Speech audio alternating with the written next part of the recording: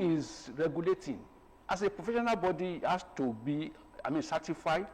There has to be regulatory body. There have to be sanctions. There has to be code of conduct. Then how do you practice? You have to stick to the ethics of the profession. Right. All those as are today, particularly with the advent of so many private radio and television stations, it's just God for us all. Nobody is regulating, nobody is controlling, nobody is going to sanction. Okay. And so it's a thing that we should critically address, and that's why I commend this program for an attempt to unravel, or like you said, unpack the mystery or the challenge of why NUJ has not, journalism in Nigeria has not gone fully professional. Okay, thank you very much, sir. Comrade Sodeke, we have the code of conduct.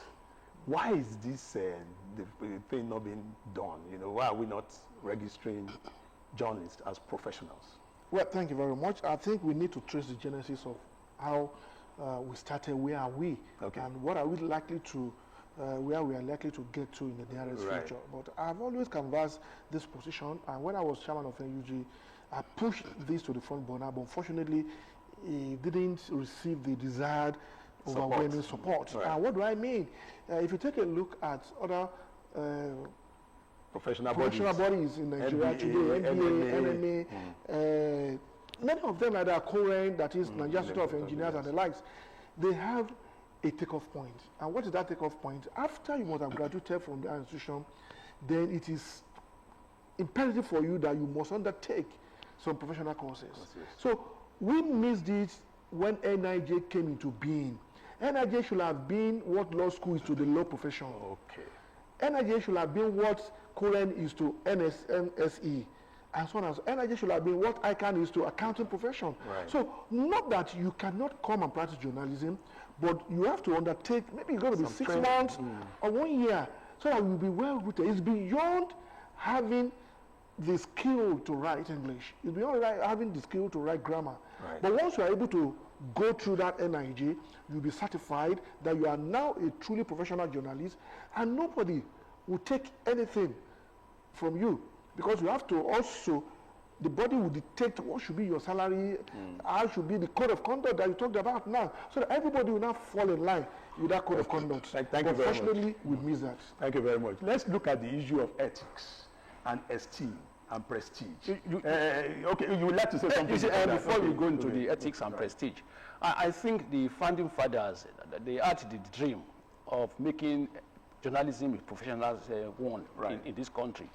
I remember Peter Enaoro, Peter Pan, and later Tony Mormon. They had in those days what they called Times Academy, which was supposed to be training journalists.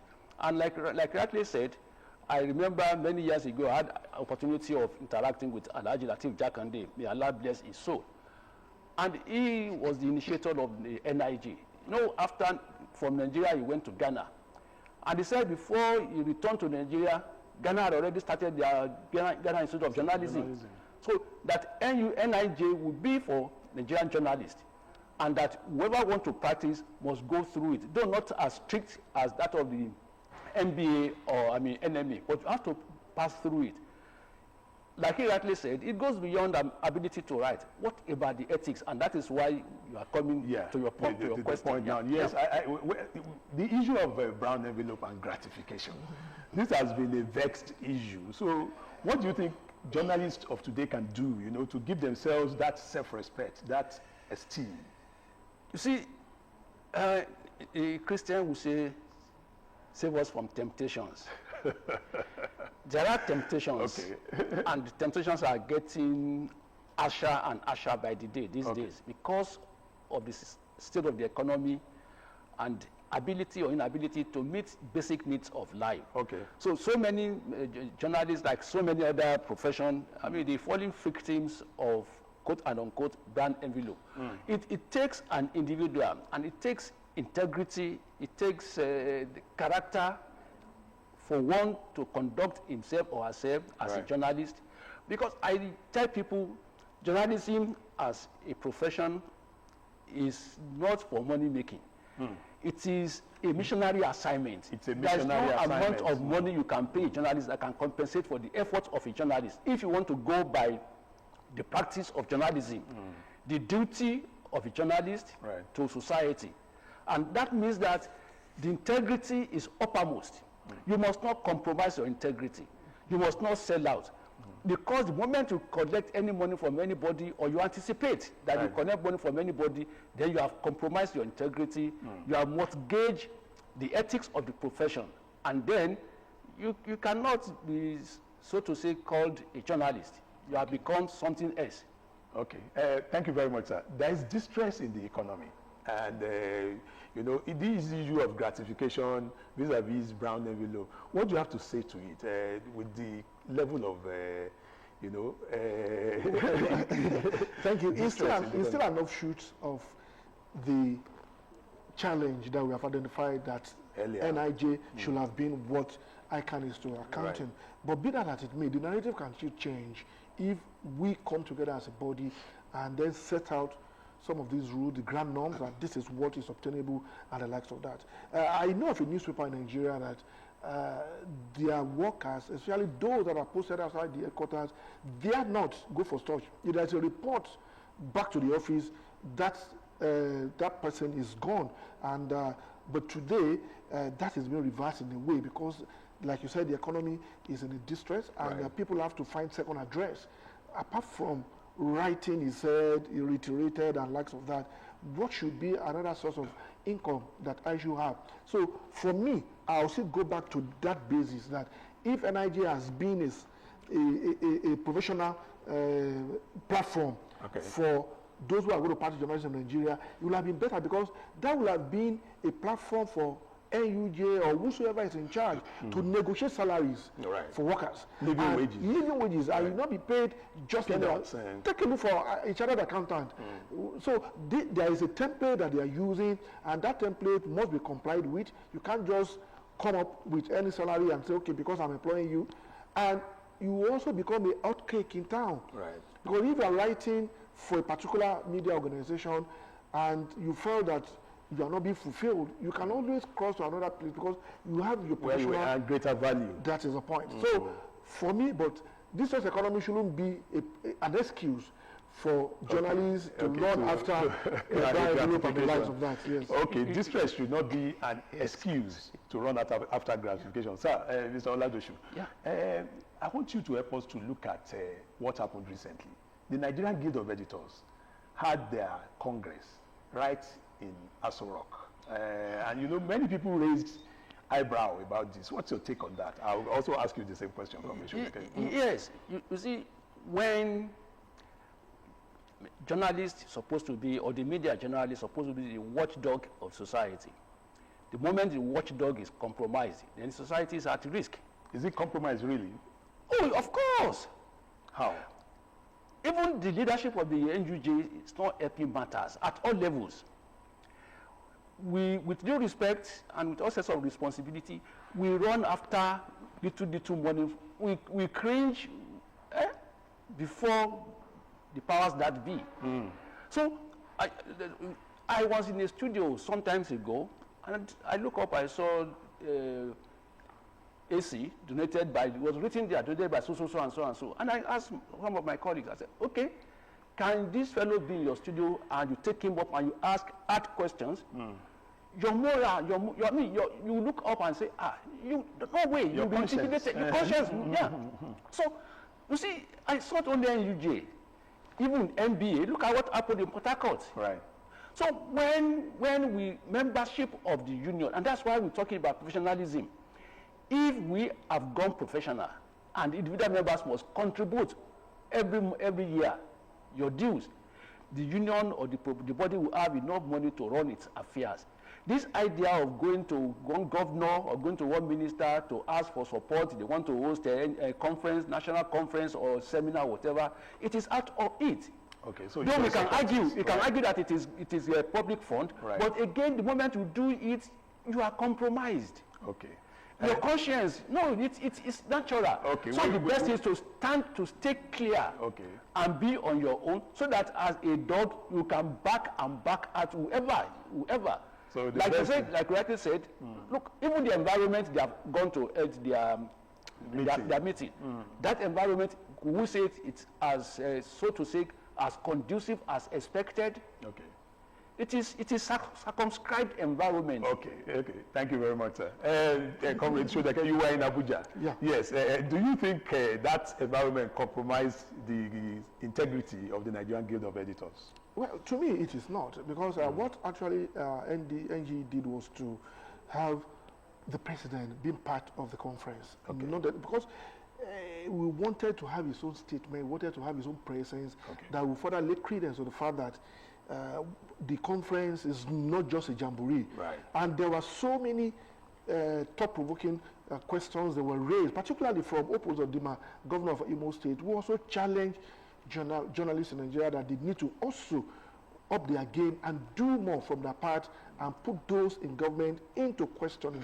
But meanwhile, for the second day of the conference, we were not at Aso Rock. We had it at NAF Conference Center. Okay, you moved out. Okay. Yeah, we moved out. Okay. But because the president wanted to be part of it, and there has been security intelligence that the president cannot move out of Aso Rock at that moment in time. So we have to shift the conference, the phase of that conference, to Aso Rock. So that, to me, would not compromise what we need to do in the society. And we have already been doing that. And you also recall that, permit me to use this example, recently a lot of stories were on the social media, even in the conventional media, about certain things happening in Nigeria. And look at the proactive steps being taken now by those in power to make sure that they right the wrong. And so, for me, it is not compromised. What we needed then was to have your own input into that conference. We had it.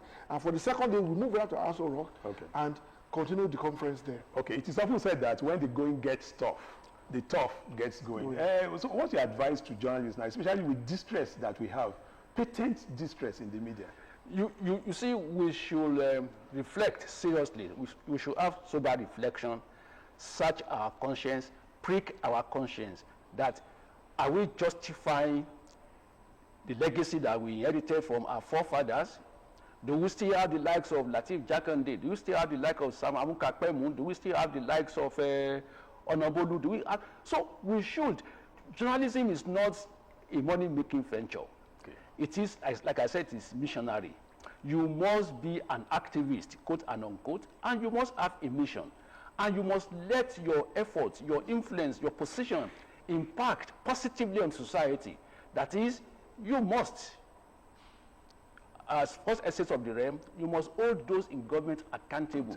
But I ask the question, how can you, when we have, with due respect, when we have leadership of the NUJ going to governors, collecting money from them, the evidence are there. We have had people who had asked questions about accountability and probity.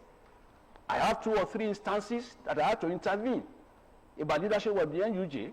Is it really wrong to be supported for a provincial body? It is not really wrong to be supported, but the way you go about it is another matter entirely. Honestly, I don't even want NUJ to be running cap in hand, like beggars, to people, to powers. You can go to organizations. Yes, why don't we find a situation where the the proprietors of all these media houses will be there to support the union? Why don't we make effort to ensure that journalism in this country is strictly professional? Now today we have so many associations, Association of Society of Nigerian Broadcaster, Society of Private Broadcaster, FIBAN, here and there. If we want the union or the media to perform its role effectively as expected, the practitioner must be totally independent of any undue interference that can mortgage their integrity and the ethics of the profession. Okay, you're watching Your Image, and this is a public relations program where we tease out solutions to issues. One of the issues we are looking at is professionalism and ethics in the media practice. What other ways, other means of survival can journalists, engage in? What are the other ways of generating income? Well, legitimately. Thank you for that question. My veteran here has said some part of it, and of course, we know that we cannot run away from government patronage. Government must also be supportive in a way. But I must give it to the incumbent president of NG, that's Eze Anaba, At that opening ceremony of the conference, to the first ANEC, that is All Nigeria Editors Conference in Abuja, it is postulated a series of reforms that he felt will help the media industry in Nigeria to grow beyond the level it is now. And part of it is asking for tax rebate in a way that if tax is in a way waived for some certain things, and the media will survive. Then secondly, look at the so-called print media industry in Nigeria.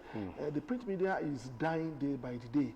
Newsprint, cost of newsprint. Cost of newsprint. So he also talked about that as well too, that if governments are subsidizing, not really giving those into the print industry the money, but when you are bringing in the print into the country, then reduce whatever is going to be the tax that you're going to pay for broadcast media too. The cost of diesel. Cost of diesel, that is also another albatross that is affecting the media industry in Nigeria.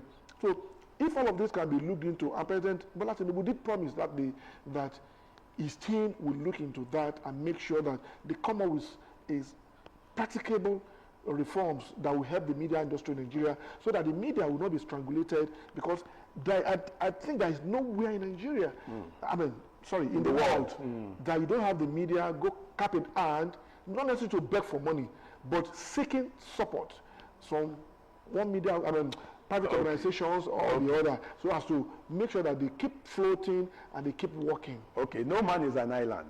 To seek support, in a professional way, how can the NUJ or NIPR seek support professionally? How can it be professionally done? Generally, let me say, the media is in a dire state in Nigeria today. You agree? We know that. No, we know that. Okay. But you see, I wish the Nigerian Guild of Editors could put pressure on government. I always ask the question, what has happened to Okwiboku newsprint? What has happened to European pulp and paper industry? These are supposed to be producing materials for for the publishing sector in this country. They have never functioned. So if we have Okwiboku producing for newsprint, because majority of, if not all, the inputs for printing of newspapers are imported, and these are what we can source locally.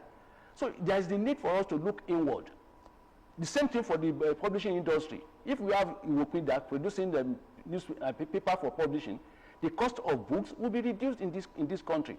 So if Nigerian Guild of Editors, the NUJ, and even Ratau can put pressure on government, for instance, the NBC should maybe give a tax holiday, for all of these radio and television stations that are privately owned or even government owned.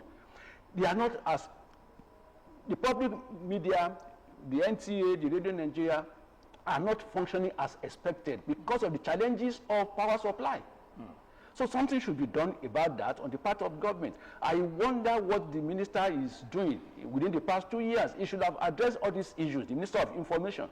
The challenge of broadcasting, effective broadcasting by the public media houses. So the challenges are there, and it is the government will promise, what about the follow-up? Who will do the follow-up? Who will put pressure on government? Okay. What are the areas of needs? Okay. Do you think proliferation of radio and television stations has contributed to some of the distress? Can't radio stations? No, I totally disagree with that. It has not in any way been counterproductive. It has actually helped the economy, helped the society as well too. You can imagine the number of people that have been mopped up of the unemployment market. Right. And today they are, at least, even if the pay is not what it could be termed as living wage, but at least they are getting something. So if those ones are not set up in any way, what do you think will have become of those people? Then secondly, is the proliferation has also helped in further percolating society, disseminating information to a level that even to the remotest part of any area in Nigeria, you can have access to information, and once you have access to information, you are better informed about what is going on in society, and that will help the society in a way to grow as well. Okay, in rounding off, veteran, I want to ask you, sir, do you think the media, do you think we've supported democracy enough in Nigeria? If democracy survives or is surviving in Nigeria, we give it to the media. Without the media, there won't be democracy. The Nigerian media, whichever way we look at it, has to a large extent been able to hold government accountable. They have to a large extent had breached the gap between the government and the public. If not for the people are now ventilating their opinions, their grievances, their views on government. And of course we see governments are responding one way or the other. It could be some delay, could be. But if the media are not performing as expected, then there won't be democracy. Okay. Very lastly now, what's your advice to practitioners now who may be watching you? What's your advice to them in terms of being professional and ethical in the discharge of their duties? A lot of us went to journalism school, even those that could not go to journalism school and find themselves practicing journalism, need to also take a cue from those ones. And what we need to do is that we need to keep to the ethics of the profession. Don't go outside the ethics. Don't say because you really want to make ends meet, then you can go all out to do whatever you think might be untoward for this profession. So let's keep to the rules, let's keep to the ethics, so that together we can raise the bar of journalism in Nigeria. Okay. And like the question you asked over there, if media has not been that supportive in democracy, then the likes of the so-called political class will not also have set up Radio Kudira then, which they also used positively to gain one thing or the other. Yeah, the media. And mentorship is very important. I just wish... Are you doing that, sir? Are you mentoring the young ones? It is left to the young ones. For instance, I know, I think Oyo and Osun State, the NUJ there, they have due respect for the veterans. Okay. They rely so much on them. Okay. And so our young ones should take a cue, and of course the elderly ones should make themselves available directly or indirectly to mentor them. That has taken off in Ogun State as well too. Okay. The veterans, talking about the veterans. Thank you. I know there are a league of veteran journalists. Thank you very much. And on that note, we'd like to wrap it up, and I want to thank you, Mr. Oladosu, for coming.